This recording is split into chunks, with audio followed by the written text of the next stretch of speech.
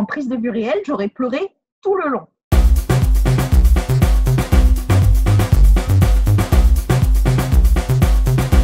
Bonjour à toutes et à tous et bienvenue dans ce 5e et avant-dernier épisode de notre série Un jour à Annecy avec Noémie Luciani, spécialiste du cinéma d'animation à la 7e Obsession. Hello Noémie. Bonjour Emmanuel, bonjour à tous. Tout va bien aujourd'hui, une bonne journée de festival? Tout va bien, une journée très politique comme on va le voir. Tu as vu 2 longs métrages issus de la sélection Contre-champ, le premier True North, donc qui est une coproduction entre l'Indonésie et le Japon, et l'autre The Shaman Sorceress, qui est donc une production sud-coréenne avec une histoire à base de chamans et de tableaux.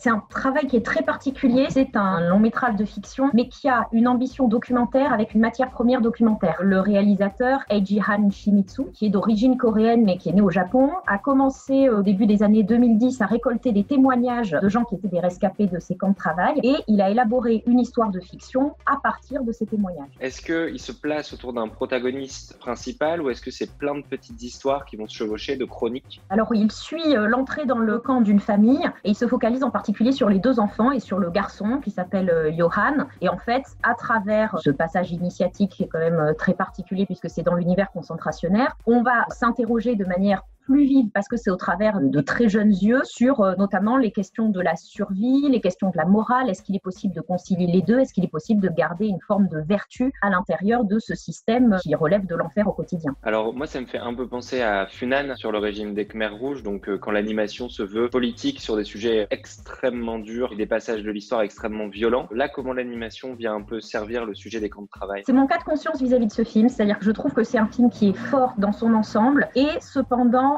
pour lequel la technique ne me semble soit pas à la hauteur du récit, soit pas adaptée. Le travail d'écriture est absolument remarquable. Mais vraiment, ça a tout du très grand film. Et dans le rythme et dans l'intensité, avec des dialogues qui sont d'une finesse extraordinaire. Pour donner vie à tout ça, on a une animation 3D qui est très stylisée, mais avec par exemple une expressivité au niveau des visages qui est très limitée, une gestuelle qui est un peu saccadée. Ça a été un visionnage extrêmement frustrant parce que au bout de, je sais pas, une demi-heure de film, je me suis mise à penser qu'est-ce que j'aimerais voir ce film en prise de vue réelle. Ok, donc là c'est la première fois depuis le début du festival qu'on a ce cas de se dire qu'en fait la portée de l'histoire, le sujet de l'histoire serait encore plus puissant avec de vrais comédiens. C'est vrai que c'est quelque chose d'assez rare. Quel est ton avis sur le film, s'il fallait le noter? J'ai envie de lui mettre un 7 sur 10 parce que je pense que ça reste un film qui est fort, qui est vraiment moins fort que ce qu'il aurait dû être. En même temps, c'est l'un des films les plus importants à voir dans la sélection de cette année. Deuxième film du jour, The Shaman Sorceress, une production sud-coréenne qui, elle aussi, porte son attention sur un épisode historique entre chamanisme et christianisme. De quoi ça parle exactement? C'est encore une chronique familiale de Shaman Sorceress avec la même structure, c'est-à-dire la mère, le fils, la fille. La mère est une chamane, donc elle pratique, c'est-à-dire qu'elle va désenvoûter les gens, elle accompagne les funérailles, ce genre de choses. Son fils, qu'elle avait envoyé dans un monastère pour devenir bouddhiste, se convertit au christianisme et revient à la maison avec notamment le désir de convertir sa jeune sœur. La chronique familiale devient assez rapidement une sorte de bataille pour l'âme de la toute jeune fille et en même temps c'est aussi une bataille pour 2 visions du monde qui sont radicalement opposées. Du coup le ton a l'air assez grave quand même. Tout comme True North, on est plus sur une proposition pour un public adulte du coup. Le sujet est grave, il est traité gravement, il n'y a pas du tout de marque d'humour, il n'y a aucune forme de légèreté, alors que paradoxalement, il y a beaucoup d'instants légers dans True North qui montrent cette espèce de force vitale aussi. Là non, on est vraiment dans la gravité, énormément de chansons, c'est-à-dire que dans le rapport entre la narration et la chanson qui vient faire une pause sur ce qu'on raconte, on se croirait dans la Reine des Neiges. Et je trouve que du coup, ça enlève beaucoup de force au propos. Je sens que c'est pas ton plus gros coup de cœur de la sélection Contre-champ, ce Shaman Sorceress. Malgré tout, est-ce que tu lui accordes la moyenne? Oui, je lui accorde la moyenne. Je vais lui mettre quand même un 6 sur 10. Une histoire qui est extrêmement originale. Et ce que je trouve intéressant, c'est de se focaliser sur finalement cette lutte familiale au travers d'une question de foi. C'est quelque chose que depuis là où nous sommes, en tout cas, on n'a pas vraiment l'habitude de voir. Ça assume une espèce d'ampleur tragique qui est pas complètement maîtrisée, je pense. En fait, c'est juste une histoire de dialogue entre 2 religions qui ne se fait pas. Ok, super intéressant.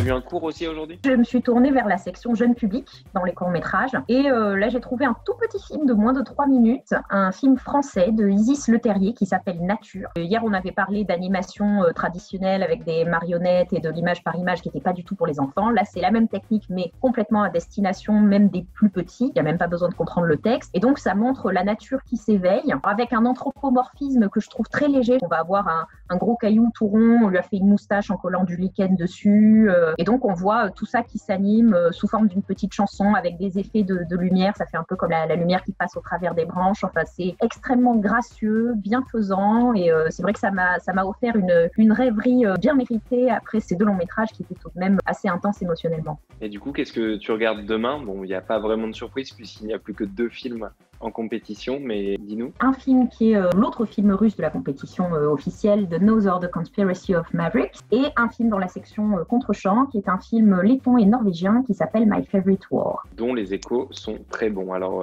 on en parlera demain. Pour le dernier épisode d'Un jour à Annecy, on clôturera cette série par les 2 derniers films et puis par un retour rapide sur le palmarès. Merci pour tout, Noémie. Merci à toi, Emmanuel. Je te souhaite une très bonne fin de journée. Merci beaucoup pour tes retours. Avec plaisir. À demain. À demain.